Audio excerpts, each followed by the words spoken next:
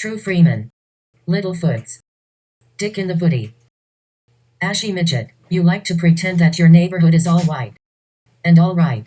You claim that Vic should be jealous of how great you got it in your neighborhood, and how bad his home and neighborhood is.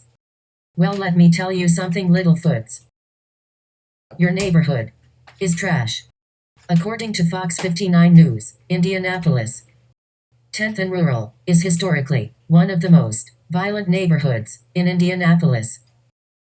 As of February 2021, not only that, it is rated top 25 most violent neighborhoods in the entire country.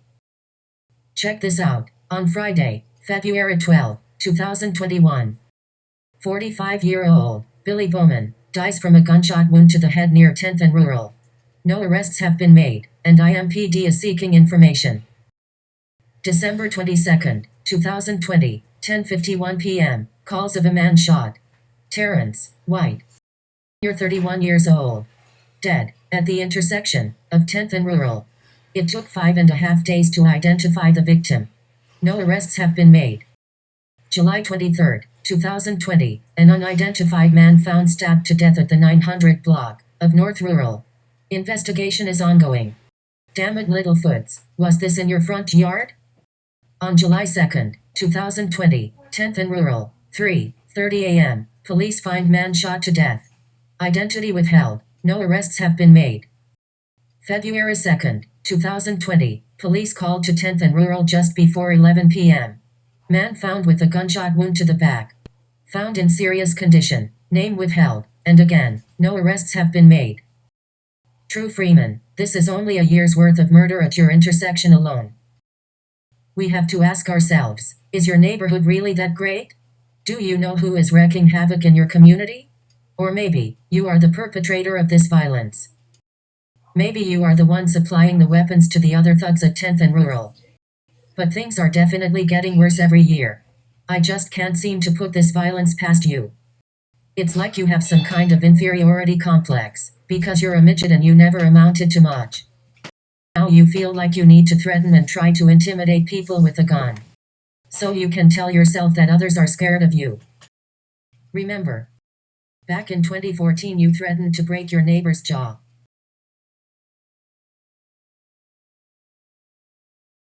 That you was out here threatening her. I didn't fucking threaten you. You can get the fuck out of here with that shit. Man, I'll beat your ass, dude. Yeah, okay. Alright, you want to do that because the police right there. Okay. Okay. I didn't say you did. I said you want to act stupid because the cops out there. Motherfucker, don't come in my face, boy. I'm right here. You see this motherfucker running up on me? Now bust his fucking jaw. Don't say nothing. You waited for the cops to get there to get brave. It's really sad. One of my favorite stories you tell is the lie about meeting Kenny's dad for the first time. You remember? You were working as an HVAC certified expert, and you came home from work, all sweaty and tired. And there he was, sitting on the front porch with Donna. Donna told you, "Hey baby, this is Kenny's dad." And you told him, "I am going to take a shower and I will be back out." Then you claim you hear him getting jiggy with Donna. And you ran out and told him, "You ain't gonna yell at my lady like that, because I will split your effing wig." And you told us all how scared he was, and how he took off, never to be seen or heard from again until Kenny's funeral. But the real story we want you to tell us is, why would 6'2", Kenny Keelan Sr., Sergeant Major of the Army, be afraid of little old you? Do you really expect us to believe this nonsense, True Freeman? The real argument that day was Kenneth Sr. was pissed at Donna for having his two kids, Kenny and Kendra, also known as Katie Mae, around someone like you. So you pulled your gun on Kenneth Sr. because you know damn well biting his ankles wasn't going to do a damn thing, and that's why he left. He was never scared of you and still isn't. This man is 66 years old now, and could probably still beat your nasty ass any day of the week. You are a nutjob, Littlefoots. You were the stray dog that Donna brought home, and you never left. True Freeman. Your city is so disgusting. Donna's son was killed there. It wasn't a 10th and Rural, but he was killed in Indianapolis. Well, there are 36 security cameras around the inside and outside of Bar 52 behind me. Right now, detectives are going through that video to find those responsible for this killing. IMPD homicide detectives hope witness accounts and security video outside Bar 52 will lead them to whoever killed 26-year-old Kenneth Keelan. It can be time-consuming, but they work very hard to piece together the incident in a timely manner so that we can get justice for the victim. According to a witness who does not want to be identified, Keelan was inside the bar near the corner of English Avenue and Sherman Drive until closing time at 3 a.m. When Keelan walked outside, the witness says 2 cars pulled up and at least one person got out and shot him. Keelan ran across the Dairy Queen parking lot next door before collapsing outside this home. He was transported to an area hospital where, despite best life-saving efforts, he did pass away at that time at the hospital. And that young man, I didn't personally know, but he used to wait on me at Kroger's down there in Twin Arrow. Yeah, he's a very nice young man. Dairy Queen owner Michael Spears says he was shocked to hear of the violent crime so close to his own business. That sick cold chills through me. I thought, that's terrible. That could have been anybody. Now, let's hear Littlefoot's version of this same story. I don't know who killed my son. I wasn't there. My son was killed like at 2 in the morning. Me and my wife were asleep. The police got, the establishment in which my son was killed had 13, 17 cameras or something.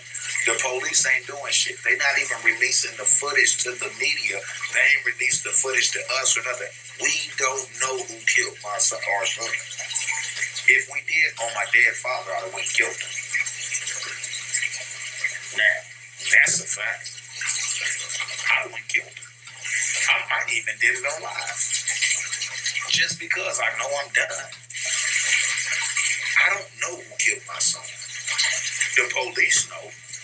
The establishment my son was killed at had it had 20-something cameras. I think it was 20-something cameras, inside and out. They know exactly who killed my son. I know the group who was implicated in that, but I can't speak on that for obvious reasons. I don't want a motherfucker who did do it. I want the motherfucker who did it. And if I find out, I'm going to take care of it. It's just that simple. This is why when we was in the hospital, out of everybody, they pulled, the detectives and the police immediately pulled me to the side. Please don't do nothing. We know, listen, please give us an opportunity. They didn't pull my wife aside. They didn't pull his daddy aside. Matter of fact, his biological daddy didn't even come to the motherfucking hospital. They didn't pull nobody else aside but me. Law enforcement pulled me aside, all of them. We need to talk to you. You know why? Because they know my history. They know I'm going to kill a motherfucker when I find out who. I swear to God, I'm going to tell you live. If they don't get that motherfucker and I find out who it was, I'm killing him. I promise you. Give a fuck about my life at that point. I don't. But at this point, I don't know. We don't know. We know the affiliation, but we don't know the individual. And I don't want to take a person's life that did not have nothing to do with it. They better get to work. Now, my son's murder was captured on 20-something cameras. We are almost a year into his death. Nobody's been arrested. Okay, cool. I know the affiliation. I don't know the individuals. They got camera footage of my son's murder, but they scared to prosecute. That's how deep this shit goes. I just gotta leave it at that. I'm chilling. I ain't tripping. I'm already ready to lose my life off this shit. First of all, midget, you don't even know the facts of Donna's son's murder. I am not going to call him your son, because he is not. He was not killed at 2 a.m. It was after 3 a.m. before he was shot. There wasn't 17 cameras or 20 cameras at Bar 52 like you claim. There were 36.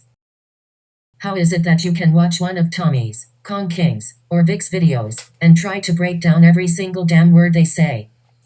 But you can't even get the facts straight on the murder of your girlfriend's son. Quit pretending that you give a shit. You are worthless. There were no cops pulling you to the side and begging you not to do anything about it. Nobody is scared of you. Some people may be afraid of your gun, but as far as you are concerned, you're not shit, and you know it.